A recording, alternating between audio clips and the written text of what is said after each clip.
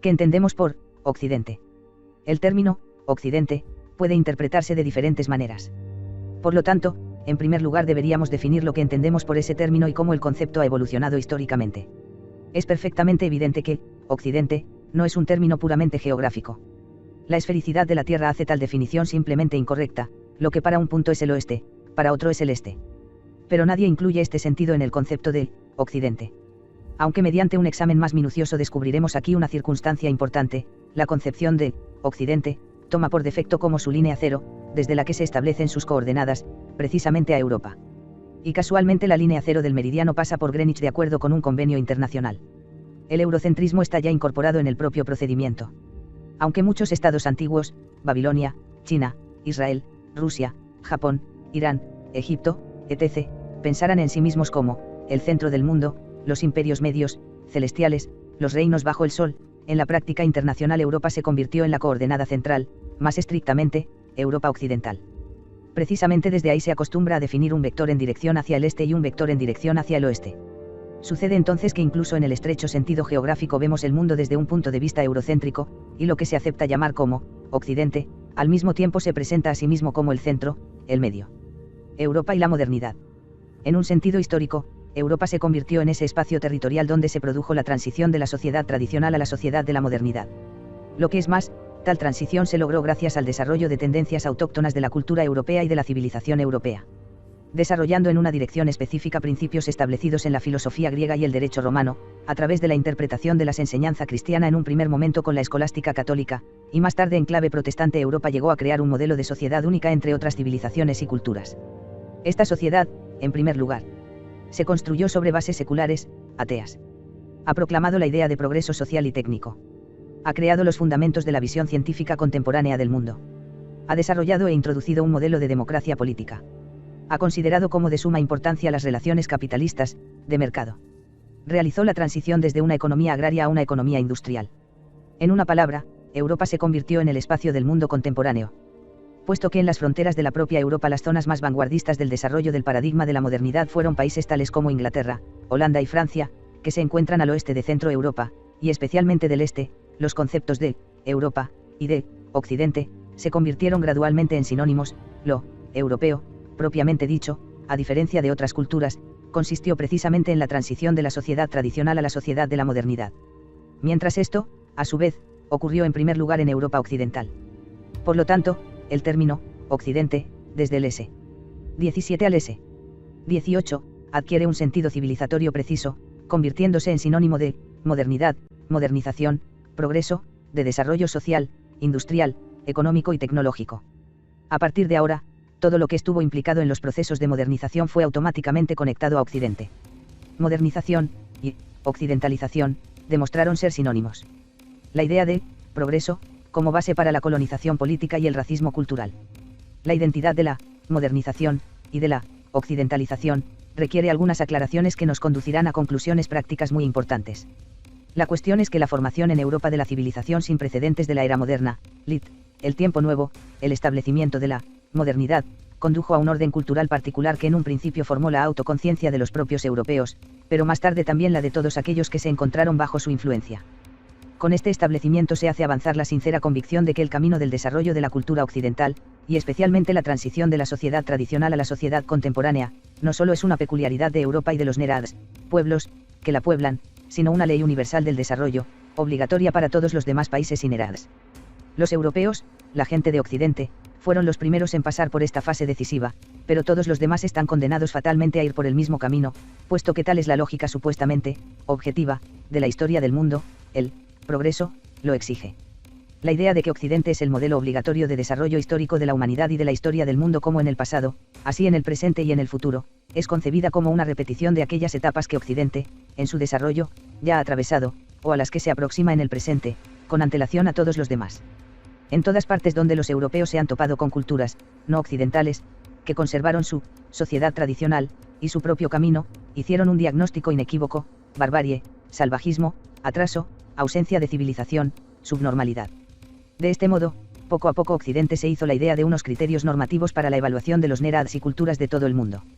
Cuanto más lejos estaban de Occidente, en su nueva fase histórica, más defectuosos inferiores, se pensaba que eran las raíces arcaicas de la exclusividad occidental. Es interesante analizar el origen de este acuerdo universalista, en el que se identifican las etapas del desarrollo de Occidente y la lógica general obligatoria de la historia del mundo. Las raíces más profundas y más arcaicas se pueden encontrar en las culturas de las tribus antiguas. Es característico de las sociedades antiguas identificar el concepto de hombre con el concepto de pertenencia a la tribu, a la etnia, lo que lleva a veces a la negación de la condición de hombre al miembro de otra tribu, o a situarlo a sabiendas en un nivel jerárquico inferior. Los hombres de otras tribus o de nerads esclavizados se convirtieron por esta lógica en la clase de los siervos, llevados más allá de los límites de la sociedad humana, privados de todo tipo de derechos y privilegios. Este modelo compañeros de tribu igual a personas, miembros de una tribu extranjera igual a no personas yace en la base de las instituciones sociales, legales y políticas del pasado, y fue analizado en detalle por Hegel, en particular, por el hegeliano Akogebe, examinando el par de figuras amo-esclavo. El amo era todo, el esclavo, nada. El estatus de hombre pertenecía al amo como un privilegio. El esclavo se equiparaba, incluso legalmente, al ganado doméstico o a un objeto de producción. Este modelo de dominación demostró ser mucho más estable de lo que uno podría haber pensado, y se trasladó en forma modificada a la era moderna, lit, el tiempo nuevo. Así surgió el complejo de ideas que, paradójicamente, combina la democracia y la libertad dentro de unas sociedades europeas en sí mismas con unas rígidas disposiciones racistas y una cínica colonización en sus relaciones con otros nerads, menos desarrollados. Es significativo que la institución de la esclavitud, y por motivos raciales, regresa a las sociedades occidentales después de una brecha de más 1000 años en primer lugar en los Estados Unidos, pero también en los países de Iberoamérica precisamente en la era moderna, en la época de la difusión de las ideas democráticas y liberales. Es más, la teoría del progreso sirve, en realidad, como base para la explotación inhumana por parte de europeos y estadounidenses blancos sobre los aborígenes, los indios nativos y los esclavos africanos. Una impresión comienza a tomar forma, la de que por la formación de la civilización de la era moderna en Europa, el modelo del amo-esclavo se transfiere desde la propia Europa al resto del mundo en forma de política colonial. El imperio y su influencia en la occidentalización contemporánea. Otra fuente importante de esta influencia fue la idea de imperio, que los europeos rechazaron explícitamente en los albores de la era moderna, pero la cual penetra en el inconsciente del hombre occidental. El imperio como el romano, más tarde también el cristiano, el bizantino en el este y el sacro imperio romano de las naciones germanas en el oeste, fue pensando como el universo, dentro del cual vive el pueblo, los ciudadanos, mientras que más allá de sus límites viven, subhumanos, bárbaros, herejes, gentiles, o incluso objetos fantásticos, devoradores de hombres, monstruos, vampiros, Gag y Meigag, etc. Aquí la división tribal entre los propios, las personas, y los extraños, no personas, se transfiere a un plano más alto y más abstracto, los ciudadanos del imperio, participantes en el universo, y los no ciudadanos, habitantes de la periferia global.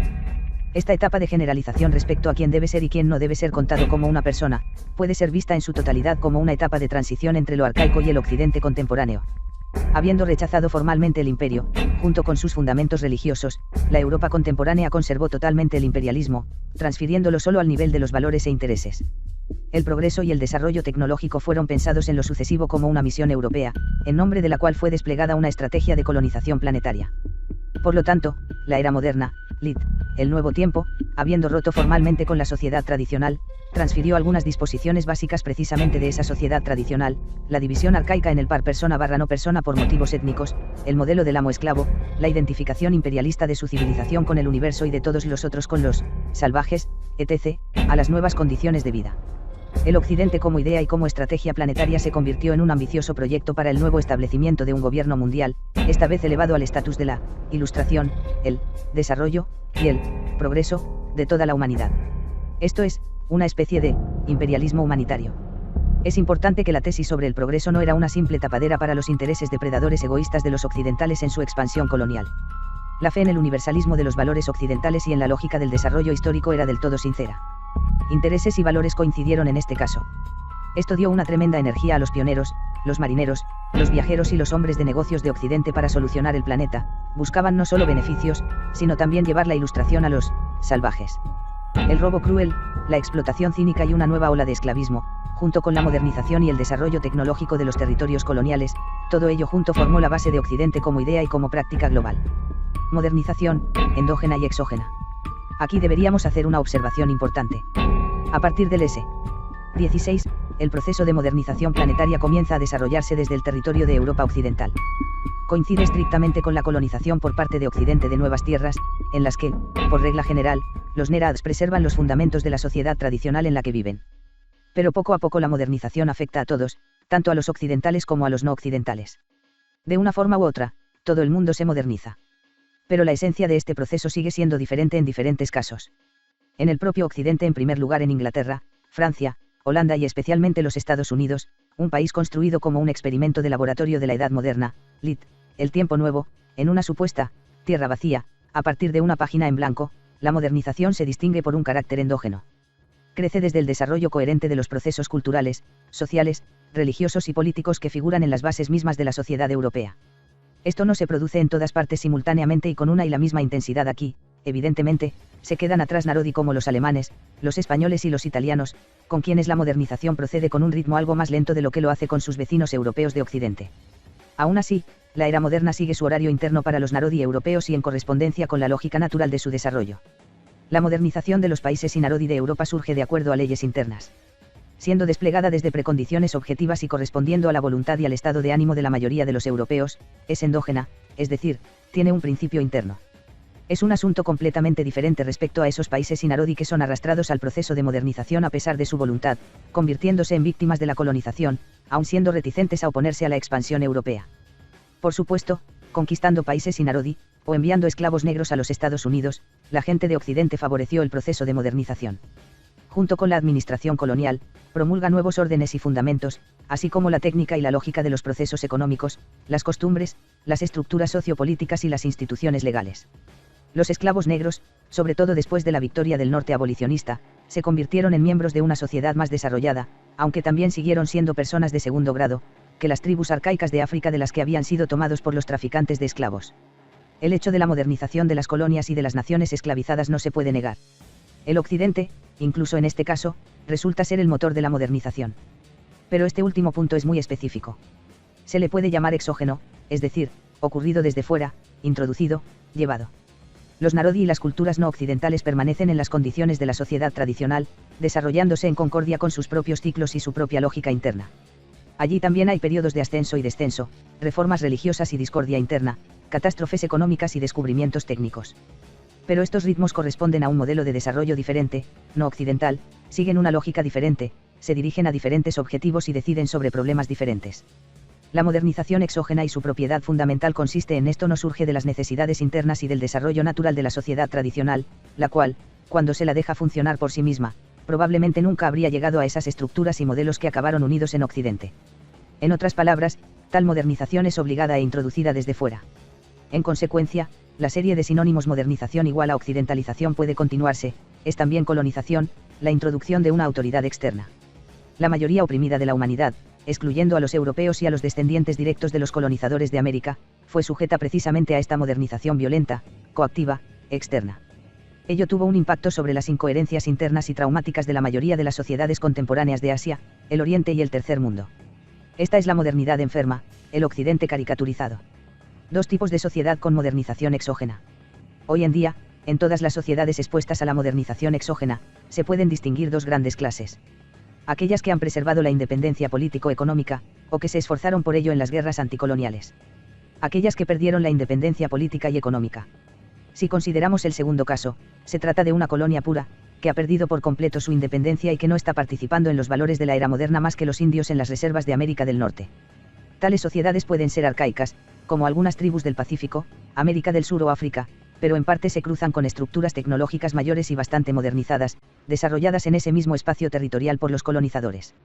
Aquí casi no hay intersección semántica entre los indígenas y los modernizadores, el estatus de las sociedades locales apenas se diferencia del estatus de los habitantes de los parques zoológicos, o en el mejor de los casos de un área protegida poblada por especies en peligro de extinción, marcadas en el Libro Rojo de la Naturaleza.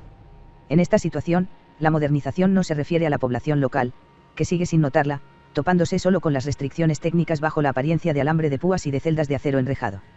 Cuando se trata de una sociedad que ha atravesado obligatoriamente una ruta específica a lo largo de las líneas de occidentalización y modernización exógena, pero lo ha hecho en respuesta a la amenaza de colonización de Europa, Occidente, y ha logrado preservar su independencia, el proceso de modernización, igual a occidentalización, adquiere un carácter más complicado. Se puede llamar a esto, modernización defensiva. Aquí el centro de las atenciones resulta ser el equilibrio entre los valores peculiares de la sociedad tradicional, objeto de conservación para el apoyo de la identidad, y aquellos modelos y sistemas importados, que es necesario importar de Occidente para crear los requisitos previos y las condiciones para una modernización parcial, defensiva. Al mismo tiempo, en este tipo de sociedades se conserva la subjetividad, la cual determina los propios intereses predeterminando la agudeza de la oposición a las iniciativas coloniales de Occidente. Así, surge el siguiente cuadro, con el fin de defender sus intereses antes de la embestida occidental, un país, la sociedad, se ve obligada a adoptar ciertos valores de ese mismo Occidente, pero combinándolos con sus valores originales. Huntington llamó a este fenómeno, modernización sin occidentalización. Por cierto, este concepto conlleva un par de contradicciones, puesto que modernización y occidentalización son esencialmente sinónimos. Occidente igual a modernidad, es imposible construir la modernización separadamente de Occidente y sin copiar sus valores. En las sociedades tradicionales, que permanecen fuera del hábitat natural de la cultura europea, las condiciones previas para la modernización están simplemente ausentes. Es por eso que no hablamos de un rechazo total de la occidentalización, sino de ese equilibrio entre los valores propios y aquellos impuestos desde Occidente, que satisfaga las condiciones para la preservación de la identidad, diferencia respecto a Occidente lo que es más, a nivel de principio, y el desarrollo de tecnologías defensivas, capaces de competir con Occidente en regiones vitales básicas, lo cual es imposible de lograr sin una inclusión intensiva en el contexto occidental.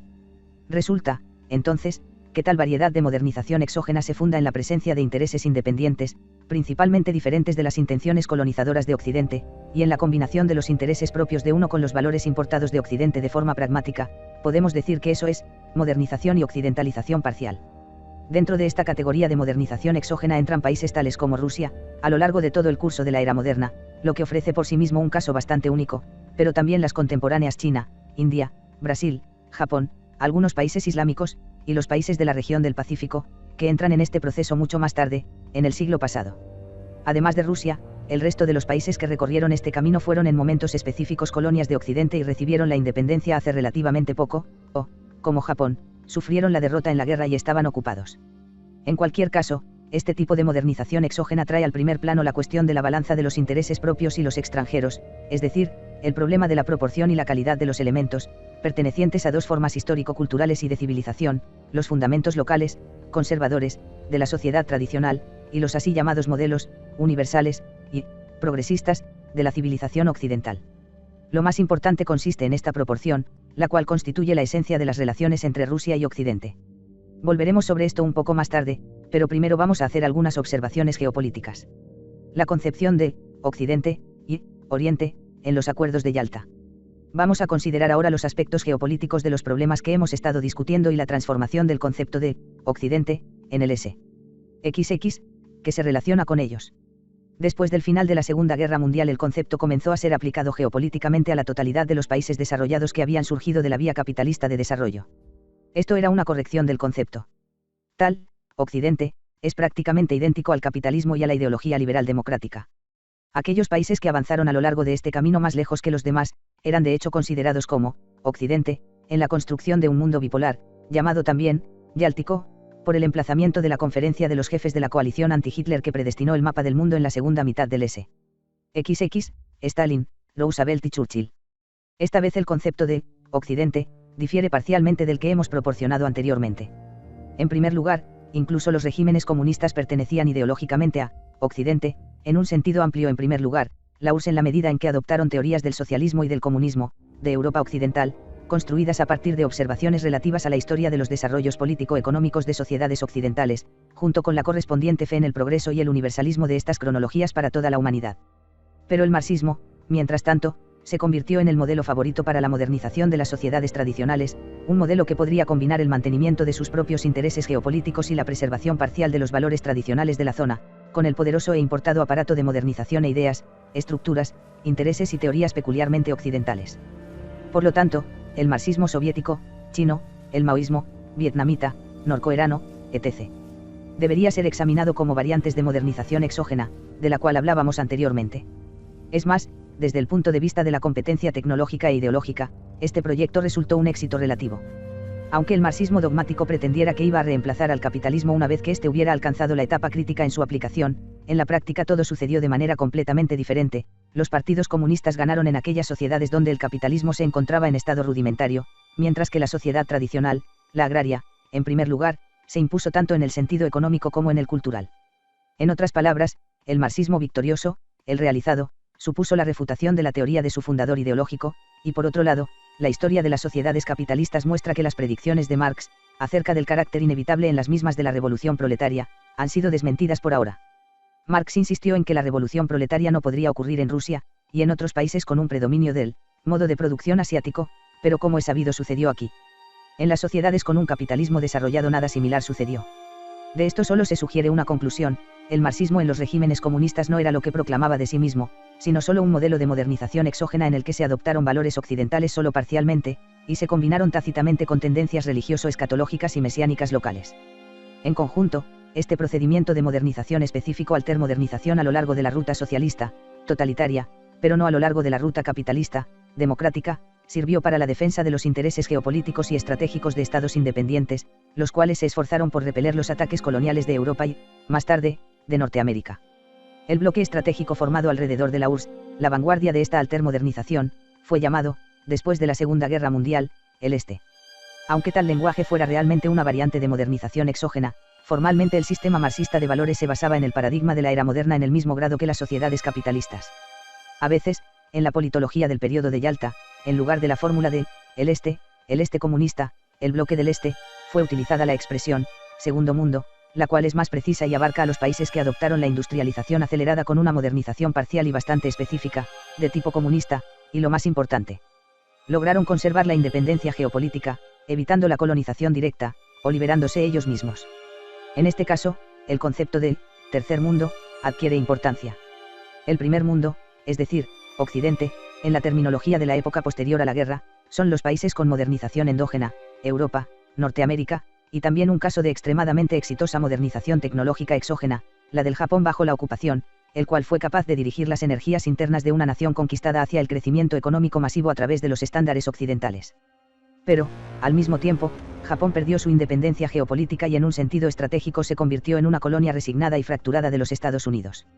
El segundo mundo, son los países de modernización exógena que lograron hacer uso de los métodos totalitarios socialistas de modernización, con el préstamo parcial y relativamente exitoso de tecnología occidental, y la preservación de la independencia respecto al occidente capitalista. Esto, en la comprensión del mundo basada en Yalta, fue llamado el Este. Y, por último, el tercer mundo, hace referencia a los países de modernización exógena que cayeron detrás del desarrollo tanto del primer, como del segundo mundo, que no poseyendo soberanía completa conservaron los fundamentos de la sociedad tradicional, y a los que se empujó a confiar en Occidente, o en el Este, representando de esta forma en sí mismos colonias subordinadas al uno o al otro. Y así, si limitamos nuestras consideraciones a las condiciones de la Guerra Fría, el mundo bipolar, entonces el concepto de Occidente, en este caso surgirá como sinónimo del campo capitalista, el primer mundo, incluyendo los países más desarrollados y más ricos de América del Norte, Europa y Japón. La sede intelectual de la integración del primer mundo, de Occidente, en este sentido concreto, fue la Comisión Trilateral, creada a partir de los cimientos de la American Council on Foreign Relations, y compuesta por representantes de las élites de los Estados Unidos, Europa y Japón. Por lo tanto, un segmento específico de intelectuales, banqueros, políticos y académicos de Occidente, a partir de la década de 1960, tomó sobre sí la responsabilidad histórica del proceso de globalización, y la creación de un gobierno mundial, como resultado del triunfo final de Occidente, sobre el resto del mundo en los sentidos geopolítico, moral, económico e ideológico. En la década de 1990, Occidente se convierte en globalización.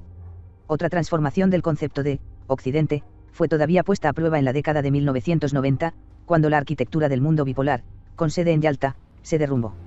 A partir de entonces, el modelo liberal capitalista se convirtió en el más importante y en el único. El comunismo como proyecto de altermodernización estalló a pesar de la competencia, y el poder político, militar y económico de los Estados Unidos superó irrefutablemente las posiciones de todos los demás países. La capitulación unilateral de la URSS y del bloque de Varsovia en la Guerra Fría, con su paralela disolución, abrieron el camino para la globalización y la construcción de un mundo unipolar. El filósofo neoconservador estadounidense Francis Fukuyama comenzó a hablar del fin de la historia, de la sustitución de la política por la economía, y de la transformación del planeta en un mercado unificado y homogéneo. Esto significaba que el concepto de Occidente se transformó en un concepto global y único, ya que nada más contendía, no solo contra la idea misma de modernización, sino también contra su más ortodoxo e históricamente más occidental proyecto liberal capitalista. Tan exitosa e importante victoria de Occidente sobre el Este, es decir, del primer mundo sobre el segundo, liquidó esencialmente las alternativas a la modernización, haciéndola la única y sola sustancia indiscutible de la historia del mundo.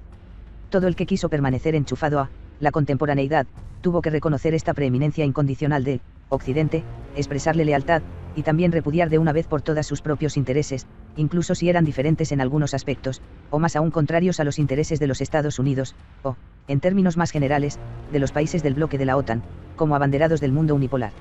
A partir de entonces el problema fue planteado solo de esta manera: ¿en qué segmento del Occidente global será integrado uno u otro país, uno u otro gobierno? Si la modernización y, en consecuencia, la occidentalización se introdujeron con éxito, entonces aparecía la oportunidad de integración en el Billón de Oro, o en la zona del Norte Rico. Si por alguna razón esto no resultaba, quedaba la integración en el cinturón de la periferia mundial, en la zona del Sur Pobre. Mientras tanto, la división planetaria del trabajo ofreció la promesa de modernización incluso para el Sur Pobre, pero esta vez de acuerdo con el escenario colonial, cuando la esclavitud política fue sustituida por la esclavitud económica, mientras que la importación de las normas culturales occidentales erradicaba metódicamente los valores indígenas. Así, los residentes de Corea del Sur que, habiendo recibido un impulso vigoroso de modernización exógena de tipo colonial junto con un volátil crecimiento económico, fueron golpeados con una difusión casi total del protestantismo en medio de una sociedad tradicional, chamánica, budista y confucionista. Que todos los países se enchufaran al occidente global no garantizaba nada, pero les daba una oportunidad. En Rusia también se produjeron reformas en este mismo sentido, apareciendo después de la caída de la URSS como una nueva organización que, a su vez, heredó geopolíticamente el Imperio ruso. Rusia también trató de integrarse en el occidente global, contando con un lugar en el Norte Rico, y con la esperanza de comulgar con la modernización por su ruta principal, la capitalista, y no por la indirecta, la socialista. Mientras tanto, a Rusia, al igual que a todos los demás países, se le ofreció en un primer momento rechazar sus pretensiones globales, y más tarde incluso las locales, deleitándose en el papel de satélite estratégico de los Estados Unidos entre las naciones todavía menos modernizadas, sin ningún privilegio especial en absoluto. En esencia, se trajeron al país controles externos. Y, en consecuencia, la autoridad gobernante alojó a la élite colonial, reformadores occidentales y oligarcas que se pensaban a sí mismos como gerentes que trabajan para las empresas transnacionales globales con sede al otro lado del Atlántico. Globalización. A principios de la década de 1990, cuando, el fin de la historia, no solo parecía cercano, sino realizado en la práctica, el concepto de Occidente casi se superpone con el concepto de mundo, lo cual fue remachado con el término globalización. La globalización representa el último punto en la realización práctica de las pretensiones fundacionales de Occidente, para la universalidad de su experiencia histórica y de su sistema de valores. Penetrando en diversas sociedades y culturas, combinando proyectos humanitarios con métodos coloniales de satisfacción de sus propios intereses, en primer lugar, en la esfera de los recursos naturales, el proceso de globalización hace de Occidente un concepto global.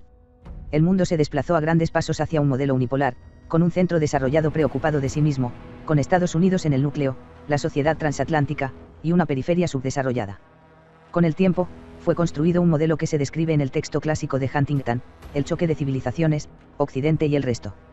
Pero en el modelo de la globalización, ese resto, en ningún caso es visto de otra manera que no sea en relación con Occidente, es también Occidente, solo que poco desarrollado e imperfecto, una especie de medio Occidente. Y aquí, ya en las nuevas condiciones históricas y a través de una línea de transformaciones y alteraciones semánticas, nos topamos de nuevo con el racismo cultural y el mesianismo secular liberal democrático que descubrimos entre las fuentes de la época de la modernidad y en la definición inicial del concepto de Occidente. Posmodernidad y Occidente. Uno de los procesos más interesantes en relación con el contenido del concepto de modernización ocurrió en la década de 1990. La modernización, que se llevó a cabo a distintas velocidades y con diferentes características de una u otra manera en todo el mundo desde el comienzo de la Edad Moderna en Europa Occidental, se acercó a su propia conclusión lógica a finales del XX. Es más, esto, naturalmente, sucedió en el propio Occidente, quien antes que otros y de acuerdo con principios naturales procedió a la modernización de la sociedad tradicional, llegó al final en primer lugar. Por lo tanto, superando tanto la inercia de la resistencia de las estructuras conservadoras como, en un momento dado y de manera muy efectiva, la competencia con la altermodernización socialista, la modernidad en su forma liberal capitalista ha alcanzado sus límites determinados y el final de la puesta en práctica de su programa, la oposición directa de ideologías alternativas se ha roto, mientras que la superación de la resistencia pasiva de la periferia mundial se convirtió en una cuestión técnica. Y allí donde aún se mantiene, podría equipararse a la reacción inercial del entorno circundante, pero no a una estrategia competitiva. La batalla contra la sociedad tradicional y sus intentos de presentarse bajo un nuevo disfraz, altermodernización, socialismo, terminaron con la victoria del liberalismo. Y en el propio Occidente, la modernización alcanzó sus límites internos, habiendo alcanzado el punto más bajo de la cultura occidental. Esta condición de agotamiento final de la agenda del proceso de modernización generó en Occidente un fenómeno bastante específico, la posmodernidad. Lo esencial de la posmodernidad consiste en el hecho de que el fin de la modernización de las sociedades tradicionales lleva a la población de Occidente principalmente a nuevas condiciones. Uno puede comparar este largo proceso con la realización de un objetivo previsto. La gente, dispuesta en un tren que viaja a una estación muy lejana, se acostumbra tanto al movimiento que no cesa durante varias generaciones, que no puede imaginar la vida de otra manera. Ellos ven la existencia como el desarrollo convertido en un lejano punto de referencia, que todos recuerdan, hacia el que todos fluyen, pero que todo el tiempo sigue permaneciendo muy remoto. Y de repente el tren llega a la estación final. El andén, la estación, el objetivo se ha alcanzado, los problemas, decididos, pero la gente ha llegado a estar tan acostumbrada a moverse todo el tiempo que no puede volver en sí después de la conmoción de chocar con su sueño hecho realidad.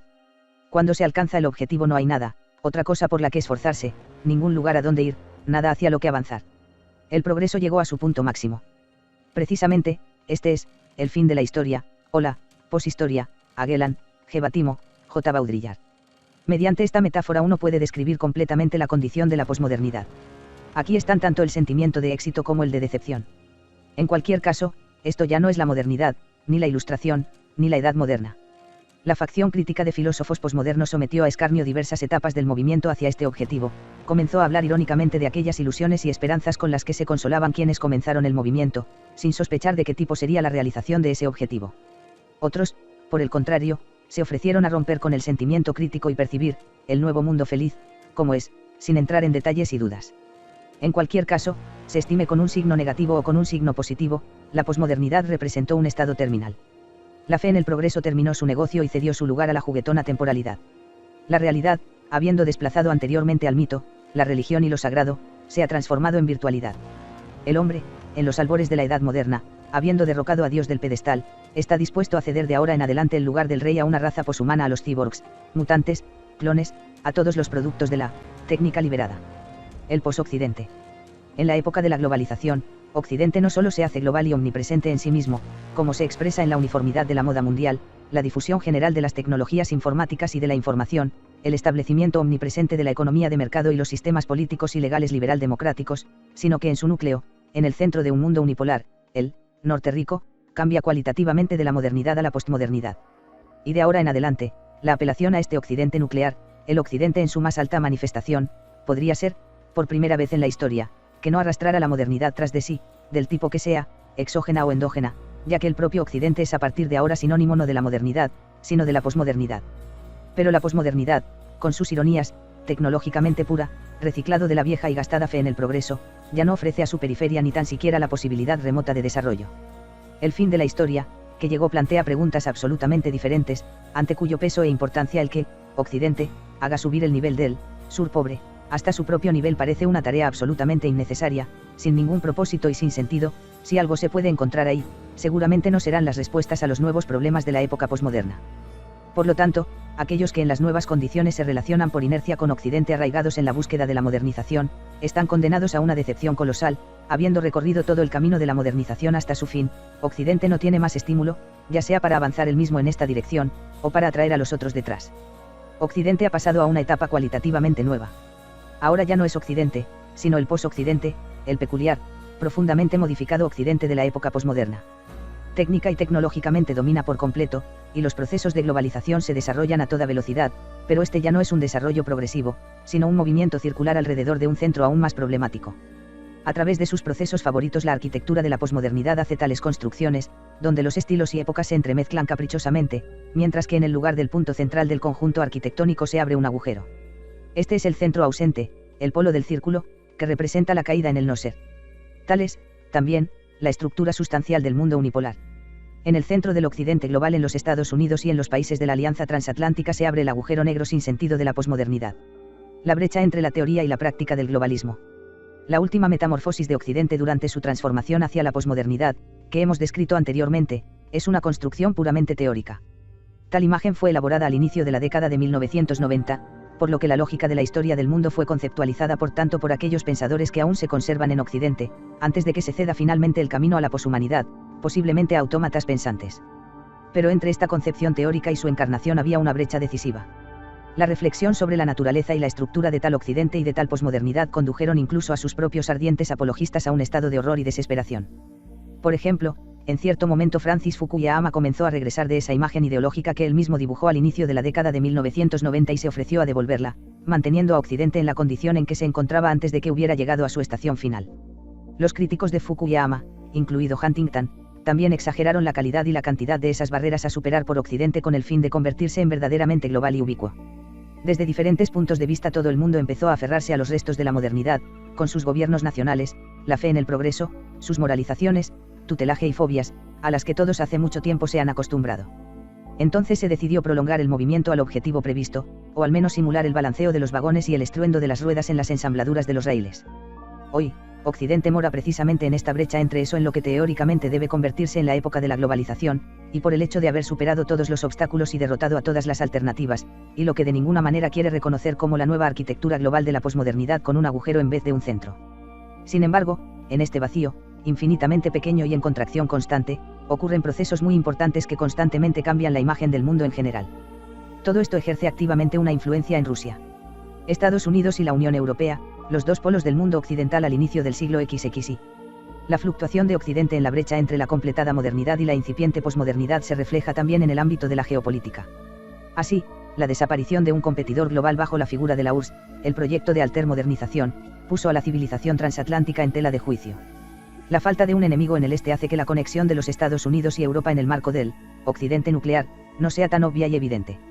Se puso de manifiesto que el Occidente transatlántico se dividió en los Estados Unidos y la Unión Europea. El centro de Occidente durante el siglo XX estuvo constantemente desplazado al otro lado del Atlántico, en los Estados Unidos. Y después de la Segunda Guerra Mundial, precisamente, los Estados Unidos tomaron sobre sí la misión de ser la vanguardia de Occidente. Se convirtieron en una superpotencia, proporcionando mediante su poderío la seguridad estratégico-militar y la prosperidad económica a los países europeos. Después de la caída de la URSS, el papel de centro de Occidente quedó aún más firmemente establecido en los Estados Unidos. Esto coincidió con la integración europea y la creación en Europa, en esencia, de un gobierno supranacional, un gobierno de tipo posmoderno. Habiendo sido en algún momento la cuna de Occidente como fenómeno, Europa, a su vez, se convirtió en el Este, en relación con los Estados Unidos. Los Estados Unidos atravesaron el camino de la modernización y la posmodernización más allá de Europa, y el viejo mundo, en comparación con el nuevo, se transformó en algo independiente. Así se formó un cuadro geopolítico en el que en el espacio del propio Occidente cobró forma un determinado dualismo. Por un lado, los Estados Unidos se convirtieron en el Occidente más avanzado. Pero Europa, por otro lado, intentó descubrir su propio camino separado, particular. Se plantearon incluso argumentos filosóficos, y algunos neoconservadores estadounidenses, en particular, R. Kagan, propusieron mirar la civilización americana como resultante de la concepción del Estado amenazador, el Leviatán, de Hobbes, y a la Unión Europea como la encarnación de las ideas pacifistas de Kant, con su sociedad civil, tolerancia y derechos humanos.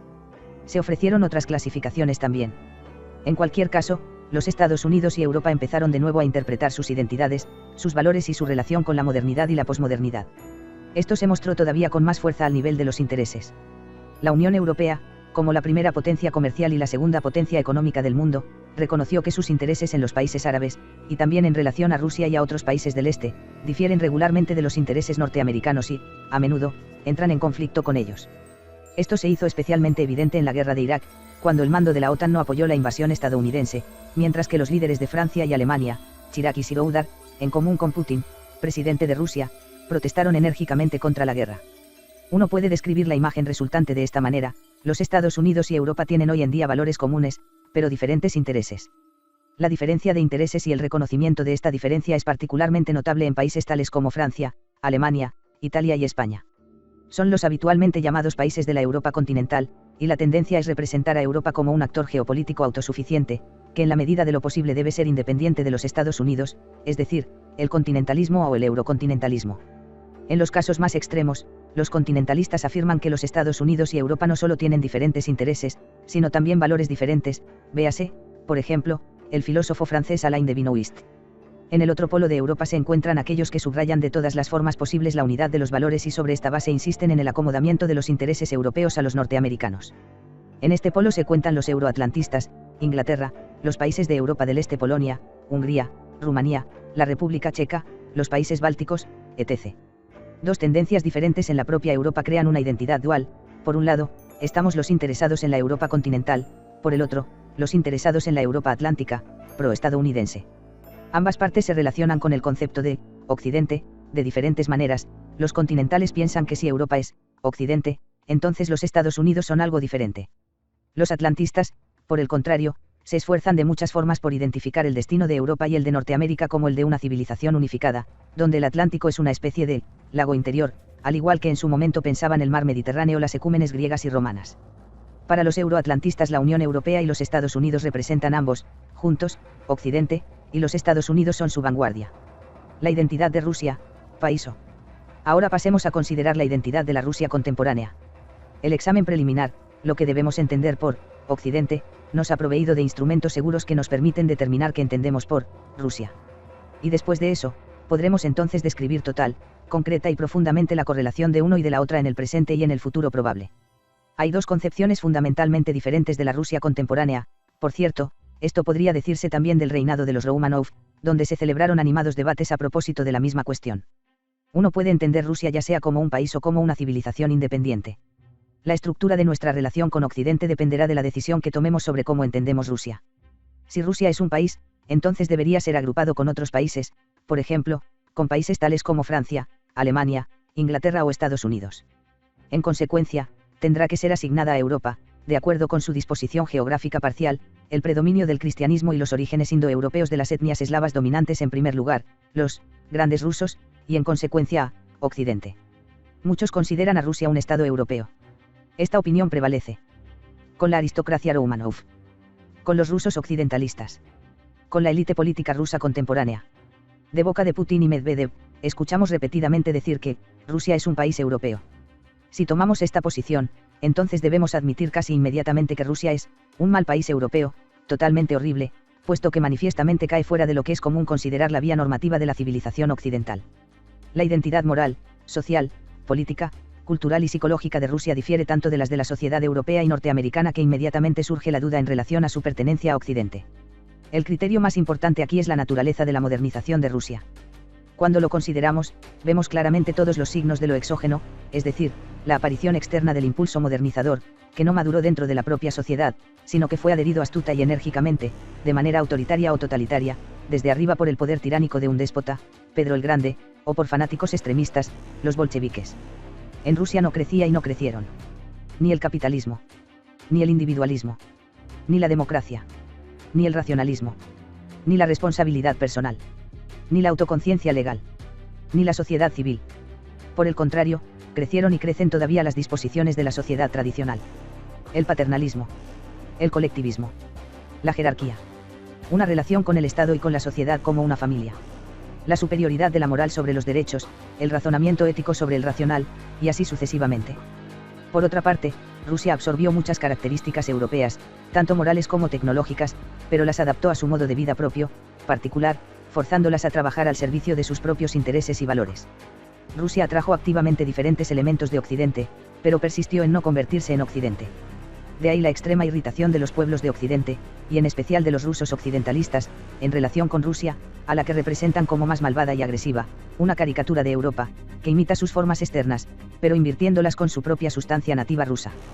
Rusia no solo se diferencia de cualquier país europeo como ellos mismos difieren entre sí.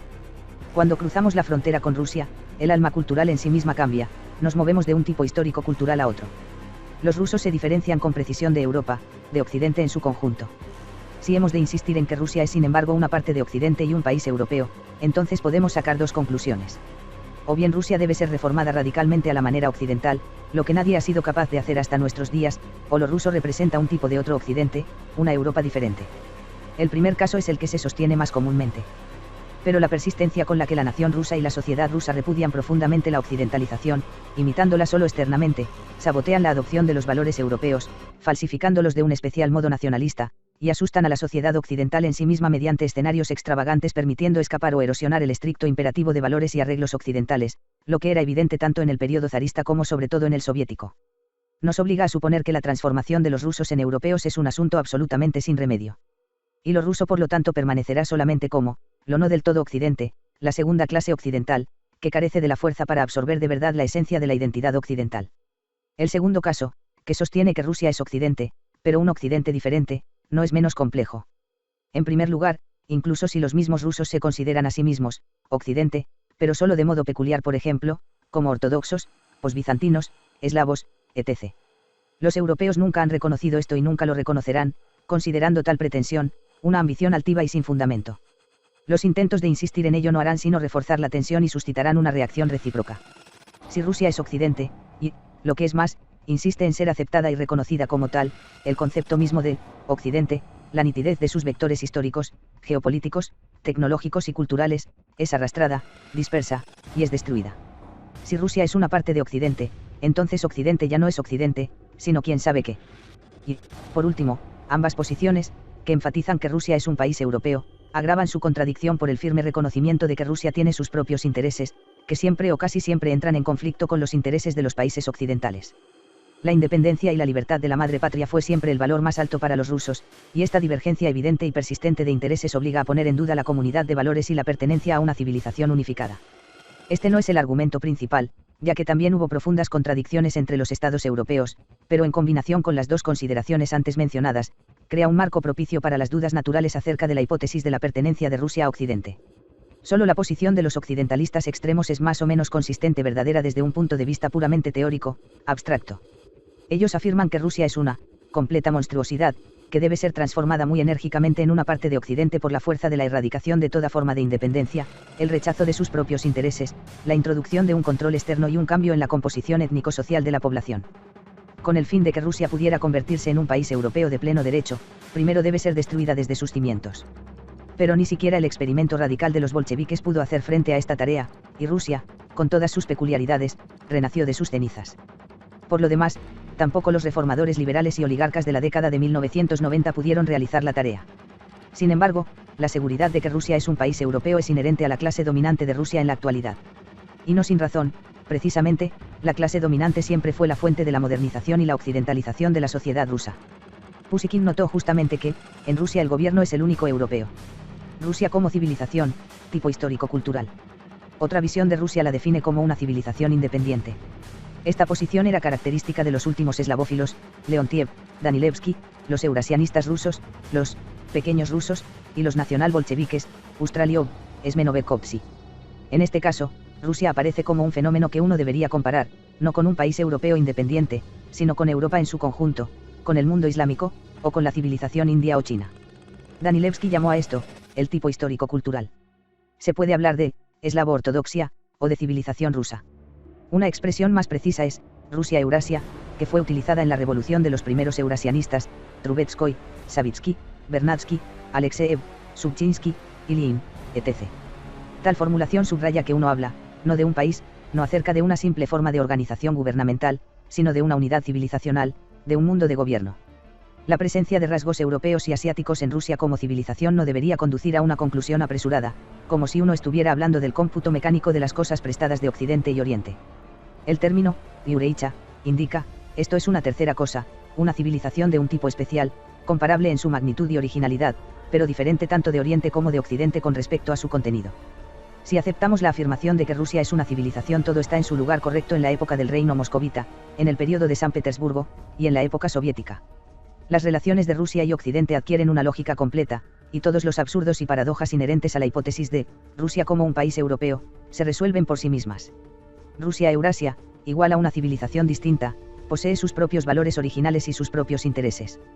Valores relacionados con la sociedad tradicional, con un acento en la fe ortodoxa y un mesianismo específicamente ruso.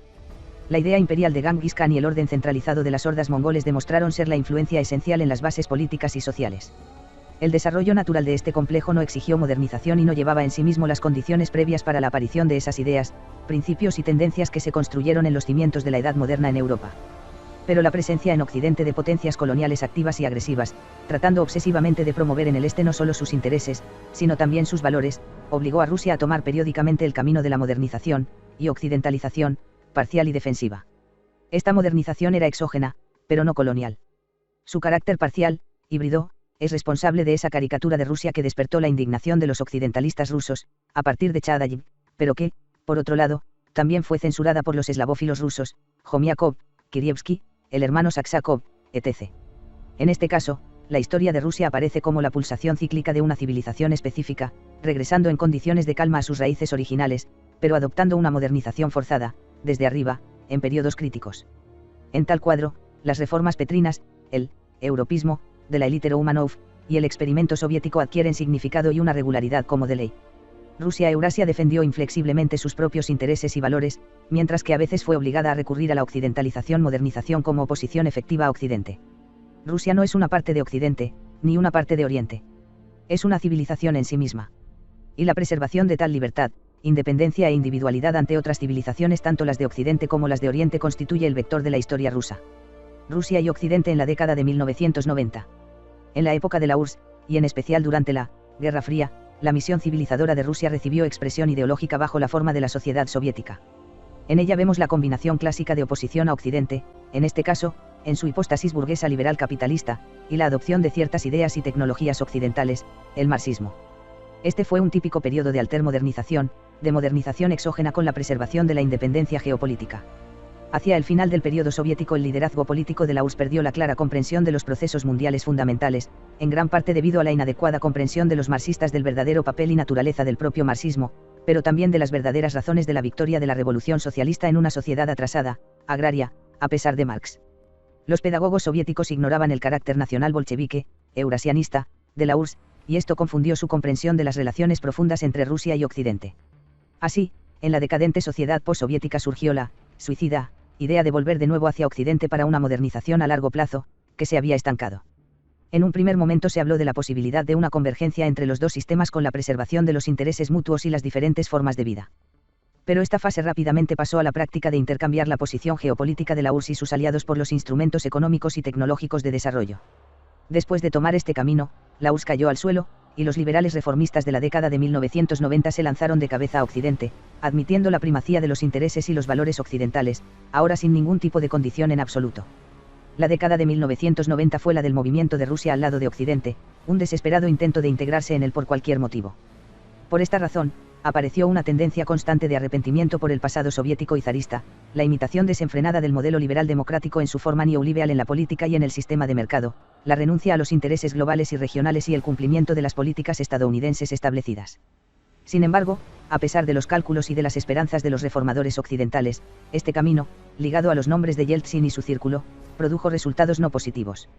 Occidente no se apresuró a modernizar Rusia por dos razones. Por el temor a que Rusia podría volver una vez más a la vía de la confrontación, reforzándose y estableciendo su poder. Occidente entiende perfectamente bien que Rusia no es una suerte de país europeo, sino más bien una civilización independiente, y siempre se relaciona con ella de esa manera. Porque estando en un estado de transición a la posmodernidad, el propio Occidente perdió el interés ideológico en la modernización de otros espacios de civilización, después de haberse sumergido en la tarea de comprender los nuevos desafíos. Occidente dio la bienvenida al abrupto debilitamiento de Rusia, pero no creyó en la sinceridad y la naturaleza fundamental de su nuevo curso occidental, viendo tal cosa con indiferencia. Por esta razón, las relaciones entre Rusia y Occidente en la década de 1990 fueron un completo fracaso. Bajo el dominio de los reformadores occidentales, Rusia diluyó su identidad, perdió su posición en el mundo, perdió a sus amigos y sacrificó sus intereses, copiando ciegamente a Occidente sin ninguna comprensión de las verdaderas razones subyacentes para su sistema de valores y sin ni siquiera sospechar el verdadero carácter de la sociedad postindustrial o de la cultura de la posmodernidad. Occidente, por su parte, hizo todo lo posible para debilitar a Rusia aún más, no solo no deleitándose con su nuevo rumbo, sino criticándolo en todos los sentidos y ridiculizando su forma grotesca y su sustrato corrupto criminal. En tal situación, Rusia no solo no salió de una nueva ronda de modernización, sino que, habiendo destruido viejas instituciones e instrumentos socioeconómicos, simplemente adoptó fragmentos separados, no coordinados, de posmodernidad, trasplantados rápida y suciamente por las élites, los oligarcas y ciertos segmentos de la subcultura juvenil. A mediados de la década de 1990, la impresión que fue creciendo era la de que Rusia estaba entrando en una nueva ronda de desintegración, con su integridad territorial en peligro, el negocio de Chechenia. El lavado y el alejamiento de la identidad, la ausencia de una idea nacional y los fracasos de la modernización pusieron a Rusia al borde de la catástrofe. En esta situación, Occidente no solo no ayudó, sino que promovió activamente también el desarrollo de escenarios y tendencias destructivas. La OTAN se desplazó sistemáticamente hacia el este, ocupando el vacío que había surgido. Redes de agentes de influencia en Rusia continuaron el adoctrinamiento de la población en el espíritu del liberalismo y de los valores universales, léase, occidentales. Todos aquellos que intentaron plantear la cuestión de la presencia de los propios intereses nacionales de Rusia fueron tildados de nacionalistas o rojipardos. Hoy en día se puede decir con certeza que las relaciones entre Rusia y Occidente en la década de 1990 fueron catastróficas para Rusia, ya que se basaban en los más crudos delirios, en cálculos categóricamente incorrectos, en una incomprensión completa de la situación real, en una traición directa de los intereses nacionales, en un último análisis. Ante los ojos de uno, Rusia se estaba convirtiendo en una colonia con la exógena y fragmentaria intrusión de la posmodernidad y la pérdida gradual de la soberanía. El vicepresidente de la Duma, de la Unión de Fuerzas de Derecha, a Irina Akameda, ofreció en serio aceptar la división internacional del trabajo en un gobierno mundial, sujeta a las condiciones de la transformación de Rusia en un depósito de desechos nucleares de los países más desarrollados. La estrategia del gobierno mundial, en relación con la URSS y Rusia. Es revelador que, desde la década de 1980, la sede intelectual de Occidente, el estadounidense Council on Foreign Relations, CFR, y su versión ampliada, la Comisión Trilateral, se esfuerzan activamente para llevar al liderazgo soviético al diálogo, para suavizar la oposición civilizacional entre el Este y Occidente, con promesas de modernización y convergencia, para incluir a parte de la élite postsoviética en su propio polo conceptual sobre la base de la cercanía específica, moral, de las ideologías soviética y capitalista, que surgen de la Ilustración. Estas organizaciones cumplen la función de un esbozo de laboratorio de gobierno mundial, el cual planean establecer cuando Occidente se haga global y llegue el fin de la historia. Es importante que el juego conceptual básico del CFR con la dirección política de la URSS trabaja exactamente la compleja sustancia semántica de los conceptos de Occidente y modernidad, la Ilustración. Parte de la dirección soviética va en esta línea, y en la URSS, sobre la base del Institute of Systematic Studies, GEGVISIANI, una rama del International Institute for Applied Systems Analysis de Viena, Instituto Internacional para el Análisis de Sistemas Aplicados, se formó un grupo especial de investigadores que pidió entrar en un diálogo activo con los centros intelectuales de Occidente. Moscú está dando prácticamente el consentimiento a la delegación de sus representantes en un principio bajo la apariencia de eruditos analistas y jóvenes economistas en el gobierno mundial.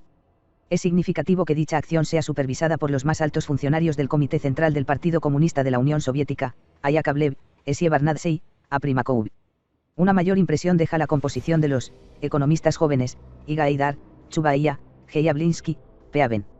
En el Institute of Systematic Studies, comienza también Berezovsky su carrera.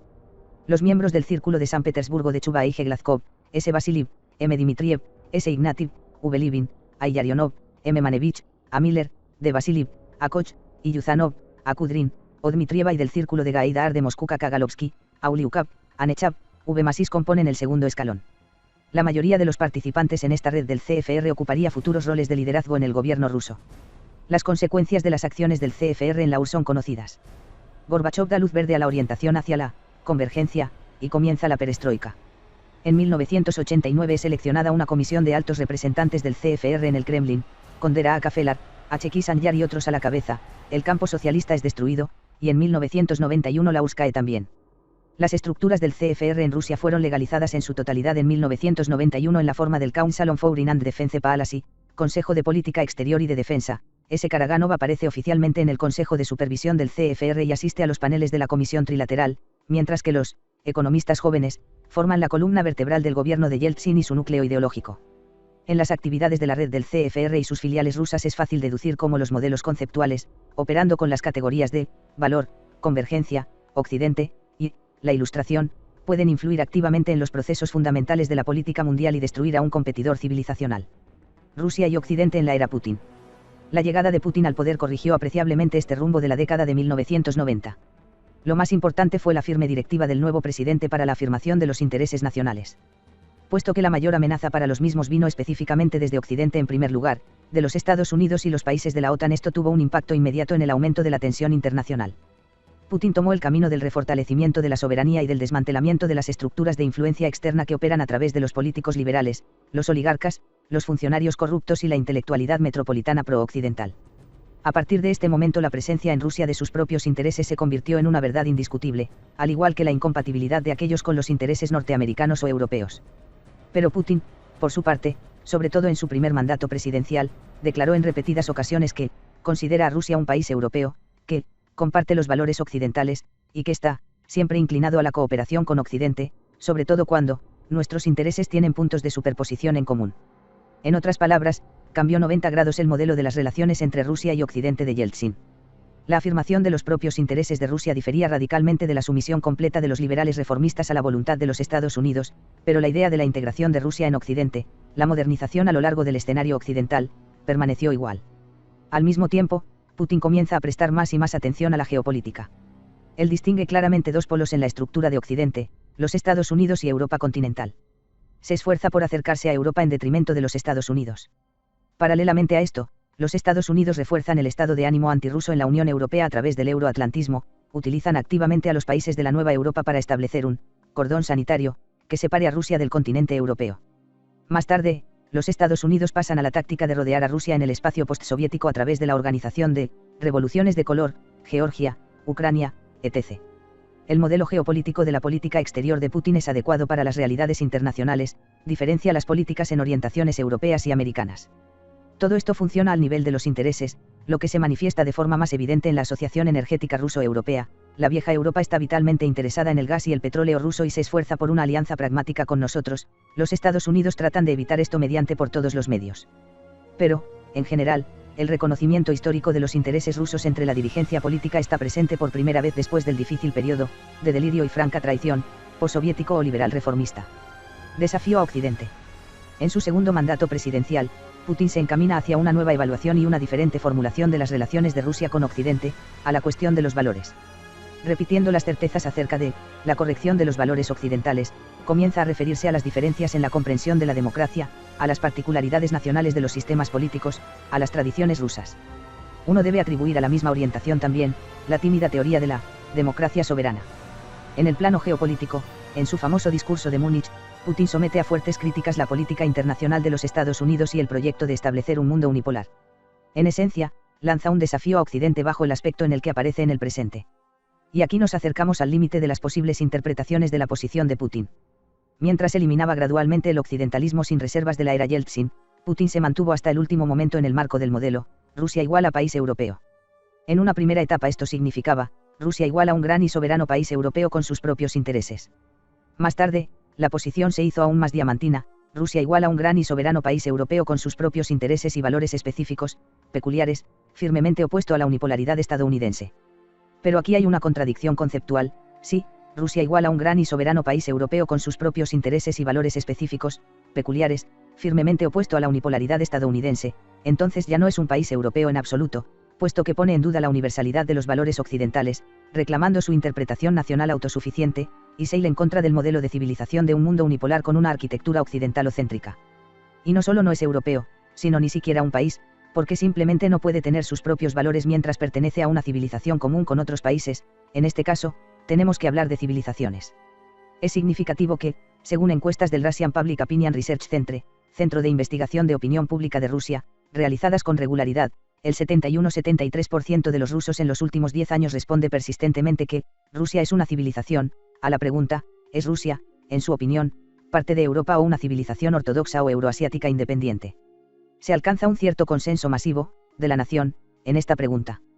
Pero en la alta élite económica y en la política las proporciones son claramente diferentes. La posición de Putin en relación con Occidente como en una serie de otras cuestiones políticas muy importantes es un intento de reconciliar élites y masas. A las masas les transmite la referencia acerca de la independencia de Rusia, a las élites, la certeza de la corrección del rumbo de Occidente y de la modernización. No se puede decir sin ambigüedad que es tal cosa, una táctica consciente para encubrir su verdadera posición o una fluctuación entre estas dos identidades, Rusia como un país, y Rusia como civilización. Si observamos desde dónde y a dónde se mueve Putin en sus evaluaciones de Occidente, entonces uno puede suponer que él, o bien muestra poco a poco su hasta entonces velado patriotismo ruso civilizacional, o en realidad evoluciona en esta dirección bajo la influencia de las circunstancias y de las observaciones relativas al desarrollo de los acontecimientos en la esfera internacional. El camino del recién escogido presidente Medvedev repite en general las líneas de fuerza básicas y las declaraciones de Putin. Las relaciones de Medvedev con Occidente son muy similares a las de Putin. Medvedev también afirma que Rusia es un país europeo, pero al mismo tiempo, como su predecesor, insiste en los intereses nacionales, y en parte, en los valores, y critica fuertemente a los Estados Unidos y el mundo unipolar. Las redes del CFR en el periodo de Putin. Pese a la considerable corrección de la relación con Occidente en la era Putin, las redes básicas de influencia, establecidas de nuevo en la década de 1980 por parte de Occidente, permanecen sin tocar en Rusia incluso en este periodo. Karaganov y otros agentes de cambio siguen siendo figuras influyentes. Bajo la égida de Karaganov, la revista, Russia in Global Affairs, filial de la norteamericana, Foreign Affairs, órgano oficial del CFR, comienza a publicarse en 2003, el editor principal, F. Lukianov. Muchas de las personas que forman parte del consejo editorial de la revista ocupan altos cargos en el gobierno, las empresas, los partidos políticos, etc. La junta directiva está presidida por el oligarca Poutanin.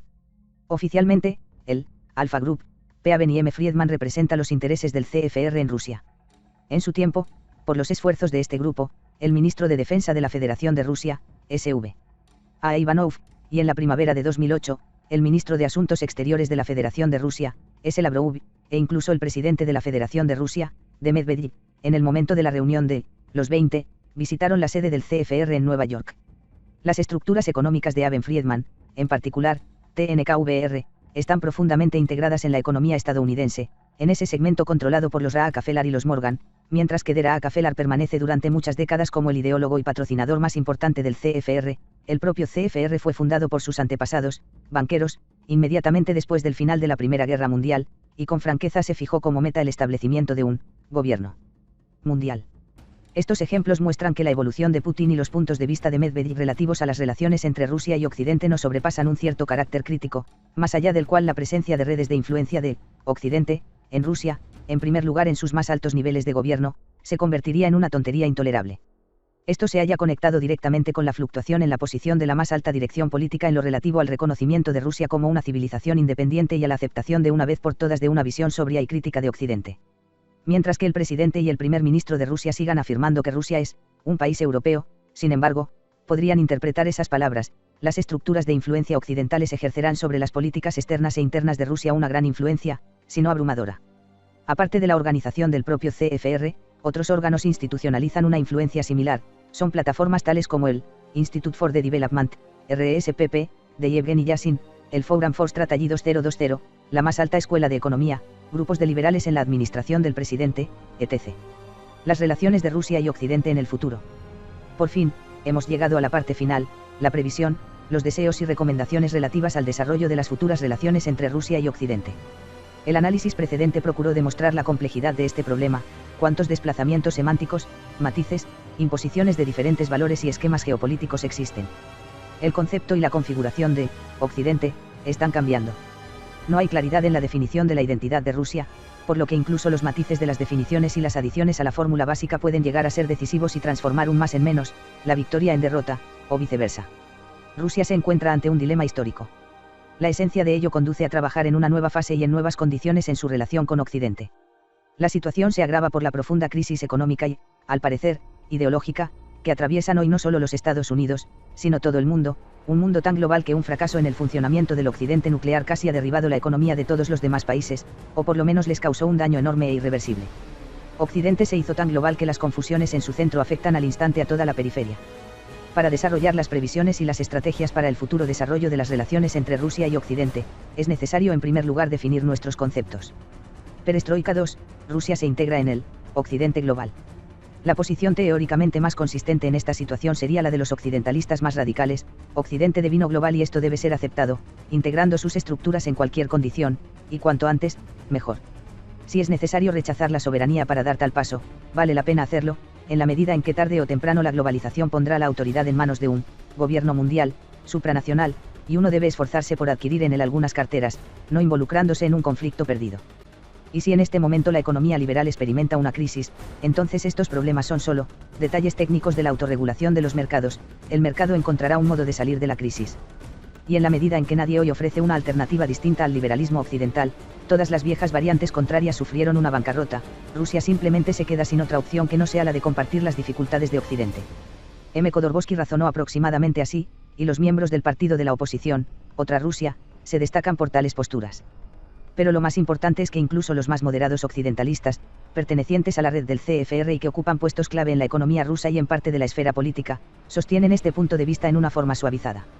Y aunque pocas personas expresan hoy abiertamente ideas similares, es precisamente esta línea estratégica la que es peculiar al bloque económico del gobierno, a Kudrin, Enavyushina, a Dvorkovich, y Suvalov, a los arquitectos de la política internacional rusa, al Ministerio de Asuntos Exteriores, al Estatal Institute of International Relations de Moscú, a la administración del presidente, a los oligarcas rusos, en la Russian Union of Industrialists and Entrepreneurs o en el Institute of Development, y a otros segmentos influyentes de la élite rusa. En general, la élite se mantiene fiel a Occidente, absorbe sus valores, almacena su capital allí y asienta a sus familias allí, pasa su tiempo libre allí y prepara a sus hijos allí. Y aunque las actitudes hacia las figuras de Putin y Medvedev dividen bruscamente a los rusos occidentalistas en dos partes, una, a favor, la otra categóricamente en contra, ambas se derivan del principio de la inevitabilidad de la globalización y del establecimiento de un gobierno mundial. Hay que decir que tal posición tiene un mérito importante, permite trabajar y vivir por inercia, sin grandes esfuerzos y trabajos. Las tendencias de la globalización y la construcción de un mundo unipolar se desarrollan por parte del occidente nuclear tanto con la ayuda de la inercia involuntaria del timón de la historia del mundo, como gracias al trabajo intensivo a la hora de hacer valer sus intereses. Los valores e intereses de Occidente coinciden en su carácter básico, el movimiento del fin de la historia es irreversible, se discute solo acerca de su velocidad, fases y detalles. Por mucho que el posmodernismo asuste incluso a sus adeptos, está escrito en la lógica de los procesos sociales, culturales, tecnológicos y geopolíticos, nadie podrá aplazarlos, ni, por otra parte, suprimirlos mediante decreto voluntario. Por lo tanto, los occidentalistas rusos proponen relajarse y disfrutar, incluso si uno está hablando de algo desagradable, incluso mortal para el país, para las ambiciones del pueblo, y para la misión histórica de Rusia. Ellos discuten y ridiculizan la presencia misma de esta misma misión, aconsejan disminuir la ambición, y afirman que los desagrados pueden subsanarse mediante el constante crecimiento de la industria del entretenimiento, de la propaganda totalitaria, del glamour y el espectáculo. Si Rusia se extingue como consecuencia de la globalización, entonces, comodidad para los liberales, ahí está su coche fúnebre, lo importante es solo hacer esta agonía lo más imperceptible y cómoda, como sea posible. Rusia se está muriendo, pero la gente si puede, por supuesto tendrá la oportunidad de dejarse caer en el occidente mundial, permanecerá e incluso probablemente será capaz de aprovechar las oportunidades recién abiertas, la libertad de la migración, de la comunicación, el acceso al conocimiento, la búsqueda de empleo y la igualdad de oportunidades. Y hay que admitir que si pensamos en Rusia como un país europeo, los liberales tienen razón. Después de todo, otros países europeos rechazan poco a poco su soberanía, transfieren el poder hágase con un chirrido a órganos supranacionales, la burocracia de Bruselas, igualan en derechos a la población autóctona y a los inmigrantes de África y Asia, borran las fronteras, adoptan el idioma inglés, y se olvidan de las raíces nacionales, culturales y religiosas.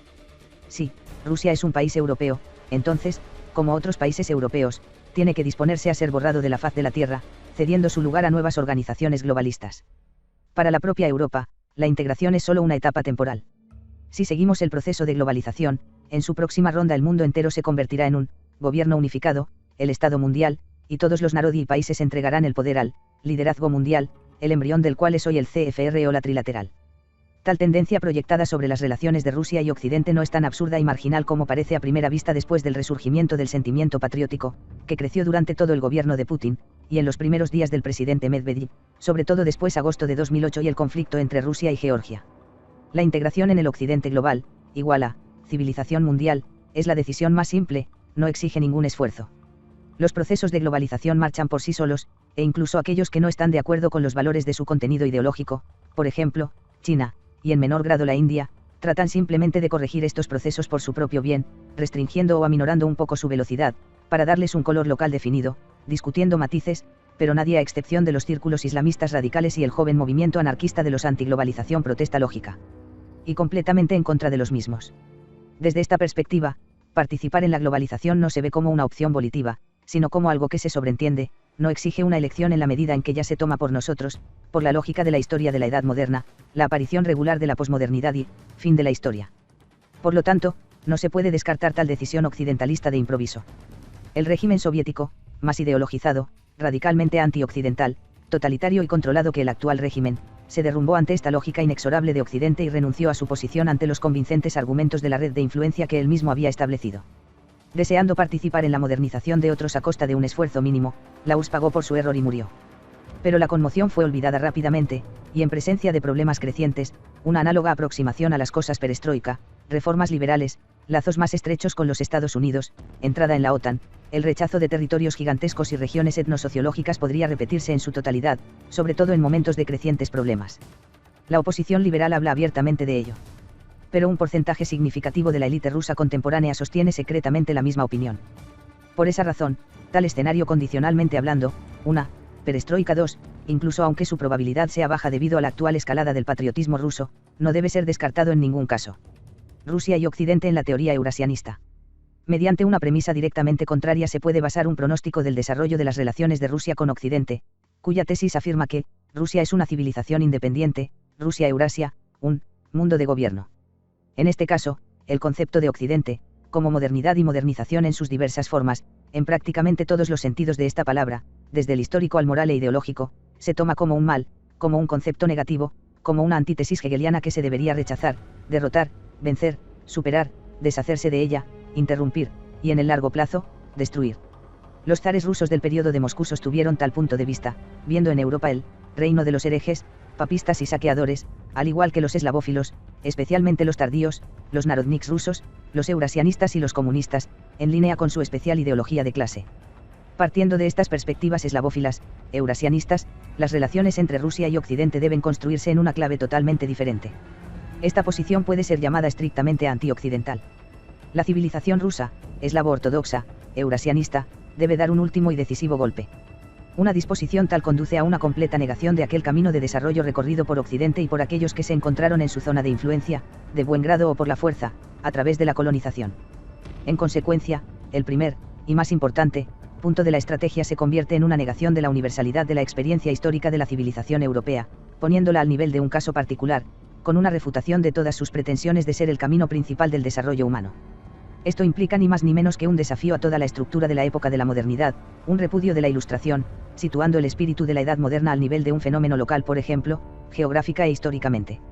Si Rusia es una civilización independiente, entonces su lógica, sus fases, dinámica, objetivos, valores y orientación pueden ser completamente diferentes a la senda del desarrollo y establecimiento de Occidente. Por cualesquiera caminos y sea cual fuere la lógica, Occidente debía ir al final de la historia, al postmodernismo y a la sociedad postindustrial. Rusia-Eurasia es bastante capaz de decir a todo esto un decisivo, no, rechazarlo sobre la base de sus propios valores, prioridades, puntos de referencia, elecciones y, en última instancia, intereses.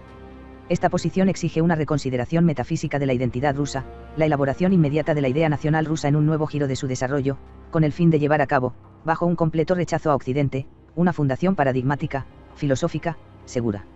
Habiendo dado un paso en este sentido, y no esperando hasta que la enorme tarea del espíritu sea realizada, es muy posible esbozar los principios fundacionales partiendo de los cuales Rusia-Eurasia, Rusia, igual a una civilización, construirá sus relaciones con Occidente. El primer y más importante punto en estas relaciones será un repudio a la tendencia hacia el Occidente global. Occidente es un fenómeno local y regional, y todos sus intentos de presentarse como un estándar universal de desarrollo no son otra cosa más que una pretensión racista, colonial, de poder absoluto sobre la humanidad. Se declara la guerra al universalismo de Occidente. Otra importante conclusión se deduce de esto: la modernización, que Occidente lleva a cabo y que lleva a todos los demás, no es el destino, sino una posibilidad voluntariamente seleccionada que los demás adoptan o rechazar.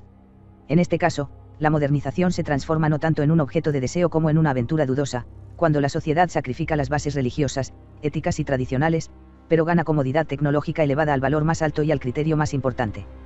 La modernidad con su materialismo, su ateísmo y su utilitarismo se muestra como una tentación, atractiva pero fatal para el espíritu y la independencia de las culturas y los narodi.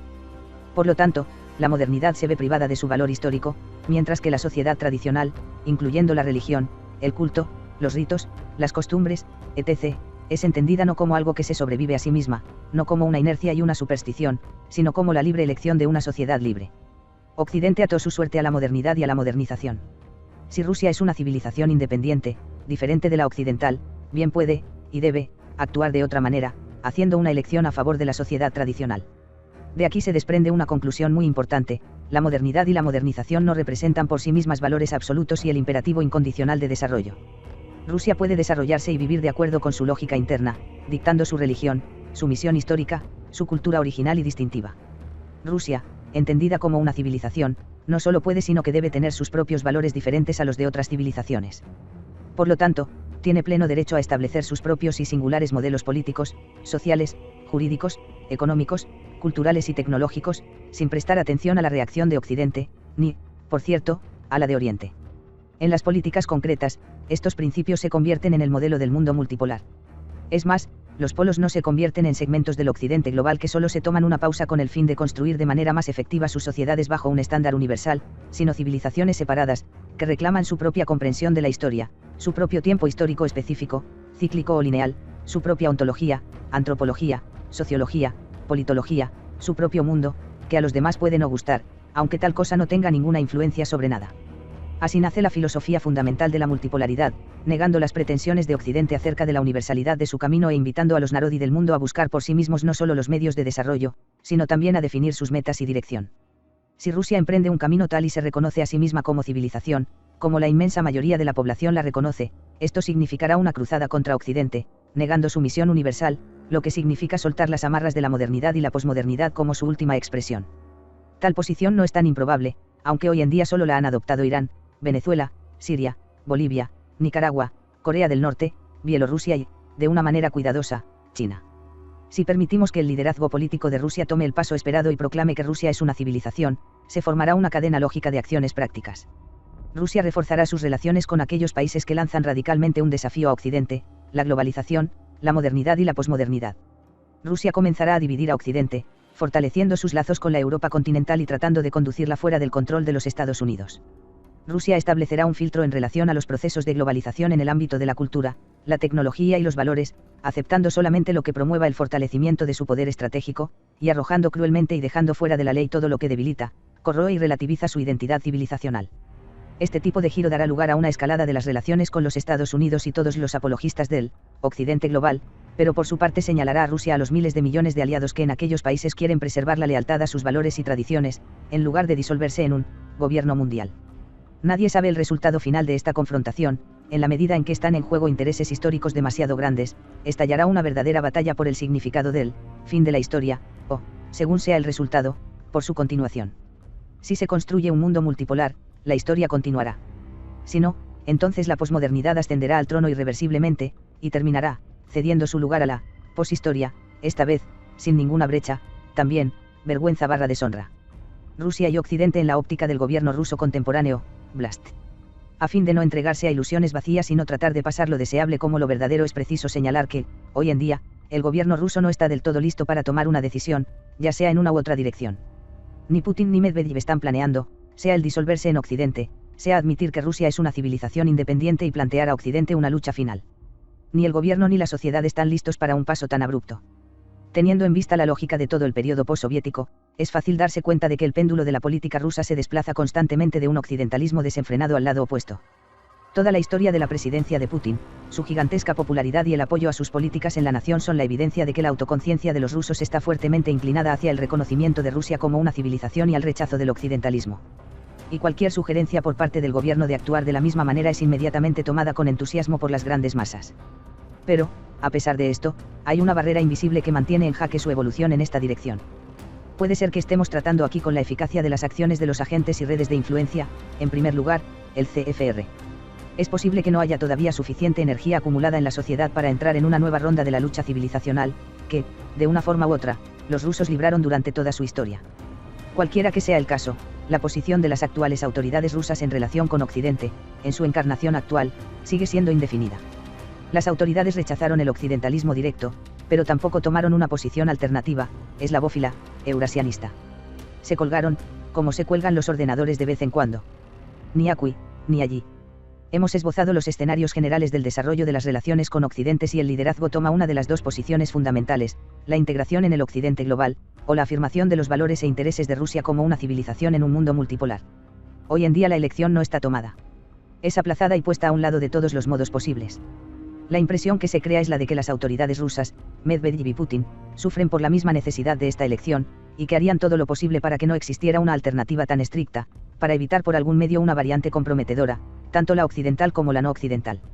Rusia debe integrarse y modernizarse, pero al mismo tiempo, preservar la soberanía y la independencia, ser autónomo. Diversas concepciones como democracia soberana son un desesperado esfuerzo por reconciliar lo irreconciliable. Tales indefinición y ambigüedad son cómodas para una ampliación táctica del campo de posibilidades. Pero esto no es una solución del problema, sino más bien su aplazamiento. Esto puede proporcionar, y proporciona, un efecto positivo para la reconciliación de las élites occidentales y las masas eurasianistas, nacionalistas. Pero tarde o temprano tendrá que hacerse una elección. Las autoridades rusas están convencidas, mejor más tarde. Probablemente haya razones concretas para tal posición, sin embargo, más tarde, no significa, nunca. Llegará el momento en que se tendrá que dar una respuesta inequívoca y clara a este dilema: Rusia es un país europeo o una civilización, independiente. Cuando Medvedev habla de multipolaridad y critica a los Estados Unidos, uno tiene la impresión de que ha tomado una decisión a favor de la civilización. Pero al momento siguiente aparece en público en compañía de agentes de influencia del CFR y oligarcas, y habla de la democracia y la modernización, subrayando la determinación de Rusia por convertirse en una parte del Occidente global. Putin ha actuado exactamente de la misma manera, rechazaba constantemente sus propios instintos ideológicos, mezclando en un único y mismo discurso lo que es incompatible y mutuamente excluyente. Esta observación muestra que las relaciones de Rusia y Occidente bajo la actual administración se ejecutarán en un espacio intermedio entre dos posiciones específicas y distintas. En lugar del inequívoco, lo uno o lo otro, que predeterminaría la lógica de las relaciones entre Rusia y Occidente a largo plazo, estamos predestinados durante algún tiempo a la reserva, la oscilación, la paralipsis. Las autoridades rusas no maduran para responder a este problema fundamental. Probablemente, la sociedad misma no está completamente madura para ello. Mientras este compromiso exista, no esperemos una decisión verdadera y de pleno derecho. Esto significa que las relaciones entre Rusia y Occidente se desarrollarán contradictoriamente y de manera ambigua, sí y no a la vez. Sin embargo, la crisis económica mundial y la lógica de la globalización, de la que Occidente no tiene intención de distanciarse, acelerará, para nosotros, objetivamente el proceso de tomar una decisión. No funcionará, estirar la cuerda, más allá de un cierto punto crítico. Las autoridades tendrán que tomar una decisión que predeterminará a largo plazo la lógica del desarrollo de las relaciones con Occidente. Es difícil anticipar de qué tipo será esta decisión y cuándo se impondrá. Pero hemos tratado de describir con la mayor precisión entre qué opciones se tomará la decisión. La posición subjetiva del autor. En esta sección, mi tarea era la de describir de la forma más correcta y lógica que me fuera posible los modelos de las relaciones de Rusia con Occidente. Por esa razón, traté de abstenerme de apreciaciones periodísticas y de demostrar preferencias personales. Sin embargo, como conclusión no puedo dejar de señalar mi opinión. Rusia es una civilización independiente. Occidente y la lógica de su devenir, este es el camino hacia el abismo. La afirmación de la universalidad de fenómenos tales como el progreso tecnológico, la democracia, el individualismo y el liberalismo encubre debajo de sí el racismo, la superioridad cultural y aspiraciones coloniales. La tolerancia, propagada de modo propagandístico por Occidente, es una forma de imposición agresiva de sus valores en todas las otras culturas y civilizaciones. El destino de Rusia consiste en la afirmación de su independencia, el seguimiento de su propio camino, la defensa de sus valores originales, la ortodoxia, la moral, la justicia, sobornost, holismo, etc., y la oposición a Occidente en todas sus formas.